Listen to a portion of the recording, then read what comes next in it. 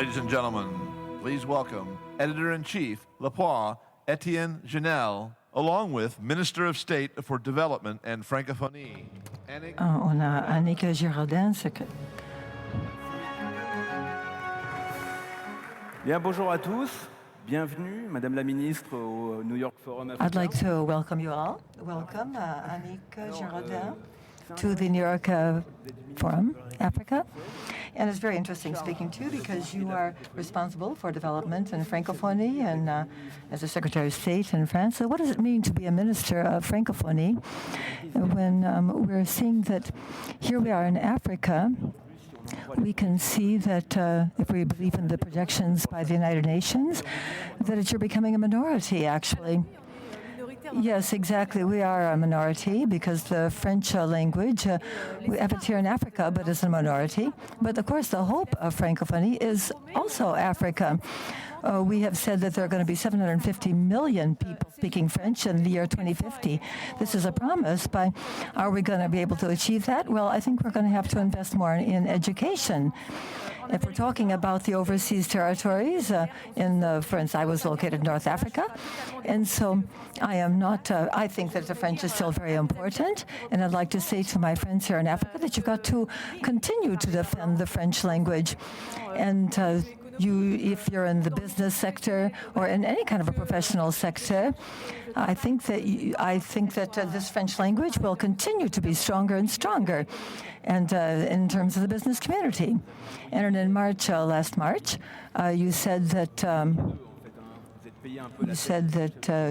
you were mocking some of the French business directors because you said that if I am sorry that the French language is losing its grounds in the business sector, and so the has-been should not be something involving the French language. And so you were mocking a little bit the use of English. And so, in essence, is France the worst defender of the French language? Yes, I think so, because I can see around me that even in my own private office in France, in my ministry, that different English-speaking people have been, and people who defend the English language are invading my service. And so what does it mean? In other words, when you are offshore, or I think that we should really be proud of this French language, especially in Gabon. We can see that French is still very important right here in Gabon, perhaps because it's a sign of a union among many different languages and many different origins that are made of Gabon with its many different ethnic groups. And I think that this French language is a language of solidarity, a working language, a language of diplomacy, and I think we have to be very proud of it. And so I think, and I've met with the president of MEDEF, and I think that these businesses can help us. The companies can perhaps, with, for instance, their curriculum vitae, they should insist that the different people should be French-speaking and should master the French language, and that they should be given a privilege when they are going to be hired in the company. Because, after all, the idea is to give sort of a privilege to the French-speaking people. But I'm coming back to education. It seems to me that this is the main principle of the survival of the French language. And so I think if we have the Club 21, this is a real test for the French language. Does it have a real economic power, a real political power? This is what I'm trying to do, is to insist upon this economic and political power of the French language. Well, last year we spoke about this, and right after the Francophony meeting in Dakar, we were speaking of the French language in the business community. And we spoke of different figures, and we said that the French language was only 16% of the business world and 15% of for instance, the resources of the world. And so what is the reality of the situation of the economic presence of the French language in the economic sector? And so, for instance, we can speak of the Commonwealth, but where are we at that point? Well, no, I don't think it's all tied together. For instance, how is this economic presence of the French language? how can we have a big market for our products? Because after all, there are 80 countries that speak French as their first language. And so how can we deal with these contracts in French, and which will bring something to the French-speaking companies? In Africa, of course, this is the big hope of the French-speaking community, first of all, in the language that we share, but also in their economic hope, because the different policies that we are carrying out in the terms of the French Development Agency is 8 billion euros, which is devoted towards the African continent in support of our partners in Africa, whether it is the countries or whether it's different local communities or business communities. I think that we are showing how important it is in order to create this economic, this French-speaking economic community. And I think it will be based on the development of Africa. But yes, we could also include Canada, because these are the different areas which are resisting best the invasion of the English language. And we've also seen in the new technologies the presence of English. And so has the French language not been a bit late in responding to these new technologies? Because after all, this is the new vision of the future world. This is the telephone we have in our pockets, the portable computers, all of these different new technologies. They're not written in French. Well, no, we've got to insist on this every day. In other words, I have colleagues in the governments are going to just naturally expressing themselves in English. Whereas in the business community, they do it automatically, whereas they might not do that in literature. But even myself, I say, no, you've asked me to go ahead to speak in English. I say, no, I'm going to speak in French. Why should I speak in English? Because after all, we have a lot to contribute in the French language. Whether it's the business community or new technologies, if I'm going to be speaking in public, it seems to me that it is important that I should speak in French. Because after all, the French language has excelled in the cultural sector, in the linguistic sector, in every sector. We can be proud of our language. And so it seems to me that we can communicate this to Africa. Sometimes the leaders in Africa, they have told me that we do not sufficiently defend the French language. But I can see that more and more there are different English expressions that are invading the African use of the French language. I think that we have a struggle to carry out, and I think it's very important. It has an economic interest, a cultural interest, also a historical interest. I think that all of these 80 countries have an interest tomorrow in having a political weight, an economic weight, in order to be heard on an international level. And to do so, the best way of doing this is what will be the situation of the French-speaking countries at the COP meeting in Paris? Will, for instance, Africa be speaking in a single voice? In other words, will the French-speaking part of Africa be speaking in a single voice? Are there going to be specific requests from the French-speaking part of Africa? Well, no, it's not a question of English and French. It's a question of climate. Yes, but what I'm saying is that the French-speaking countries in Africa should have a strong position, a political position, an economic position. We will be losing ground. You have traveled a lot in Africa, and you're speaking of the COP21 meeting. And how are you received? Because when we're talking about CO2, I mean, it's produced by China and the United States and Europe. It's not Africa. So, I mean, like, if you're looking at the greenhouse gases, I mean, it's really not an African issue. So, I mean, what exactly is the point? I mean, why are you coming to different countries in Africa? Well, no, I think that in Africa you have more victims than you have people who are creating the problem of pollution. So I'm the Secretary of State for Development, and so what I think we have to state very clearly is that a non-decision in Paris or a decision that is not ambitious, which does not offer a solution, will be a catastrophe. And we will go back 1 century behind in terms of development policies, and we cannot accept that. And so I will be intervening and in the preparation of the conference on climate and on the part of Africa. And of course, I also know what the consequences are going to be. And of course, they're going to be terrible in all different continents. And so in terms of the melting of the glaciers and the rising of the water level of the oceans, but Africa is, of course, not just a victim. Africa can be a source of solutions.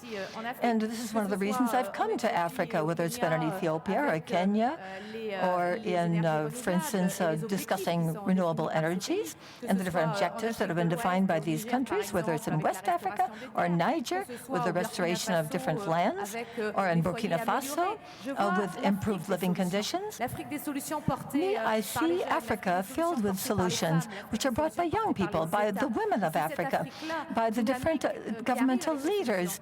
And I want to see Africa come with their solutions. And here in Gabon, we see some of the results of the protection of the forest with a strong policy that has been led by the government. And this is what we have to hear in Paris.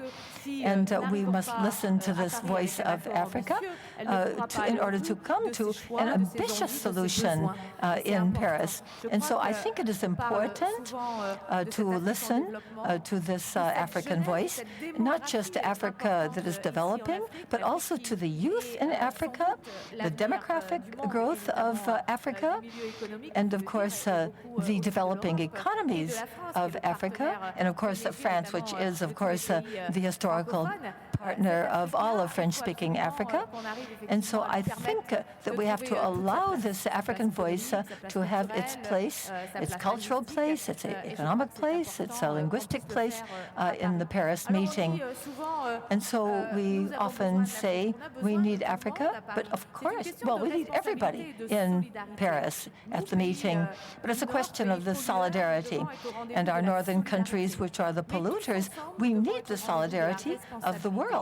And so therefore, every country has to take upon itself its own responsibilities. And what I am meeting here in Africa is a responsible governments who are willing to take on the challenges of the future and for a sustainable development in the future and the protection of the environment and the struggle against pollution. And you were speaking of the Young Business Prize here at the New York Forum Africa, and there were two different prizes that concerned sustainable development and, for instance, greenhouse energy and Kenya. I'm sorry, they were two English-speaking countries. And again, we're going to be discussing environment, and because I believe that you are signing some kind of an agreement, and I would like to invite this person to come here to the podium. Mr. Regis Imongo Tagani. Is he in the office? Yes, he is. Could you please come to the podium, sir, Mr. Minister of the Economy in Gabon?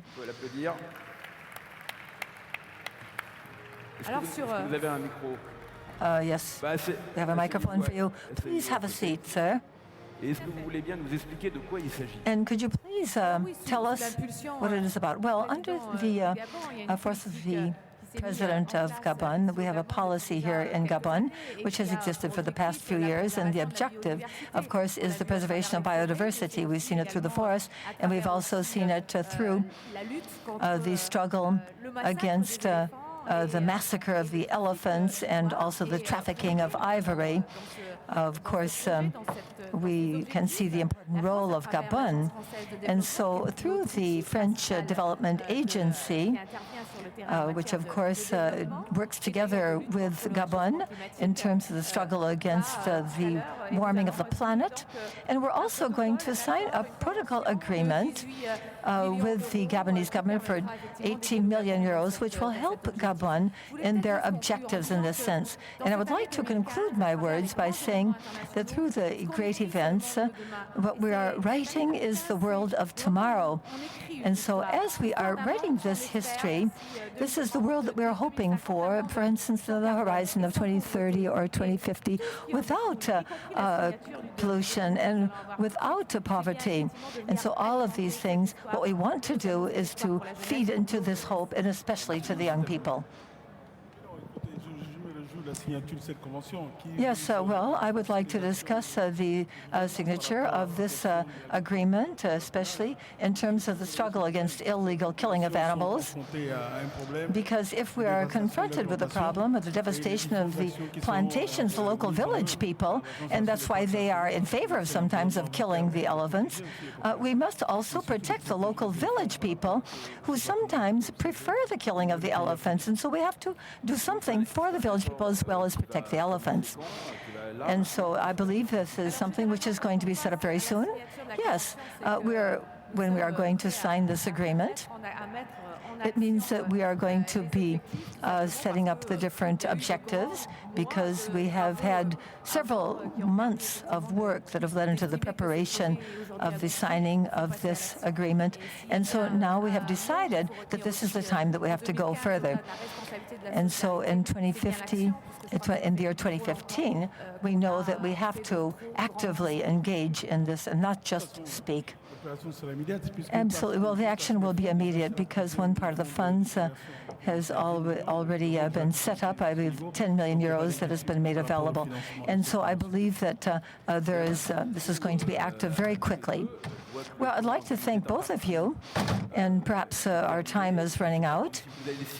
Perhaps you're going to very soon sign that agreement together. We have the agreement right here, and so we're going to be able to sign it immediately.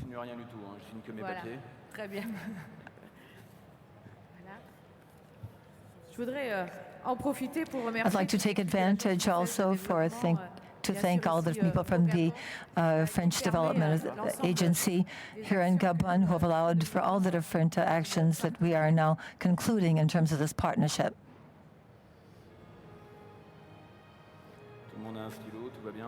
Everybody has a pen.